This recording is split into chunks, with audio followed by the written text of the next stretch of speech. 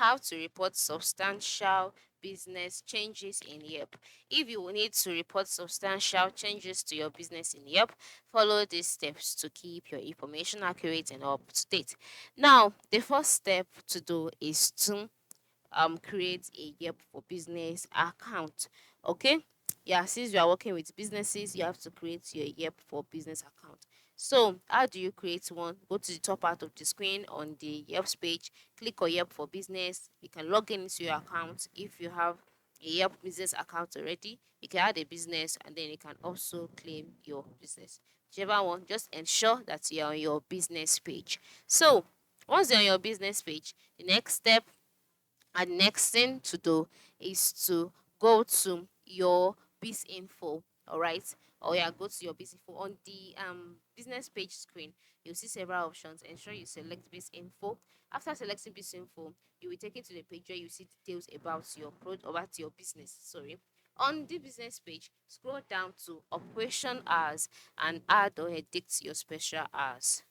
All right, edit your special hours. You can do it by adding new individual dates. You can set specific hours, or you can also decide to mark as closed for the day. Okay, it's that simple. And if your business is temporarily closed, you can also mark it on that same page. And you also need to update your information as frequently as needed so that it can be trustworthy to your account, to your customers. Sorry, so you can always be trustworthy. And also you can also turn on or turn off the message the business feature. All right, you have a control over enabling or disabling the Yelp message the business feature. All of this can be done on your business info page. So once you are logged into your account, ensure you navigate through to your business info page, that is your business information tab, and then click on operation hours or upcoming special hours.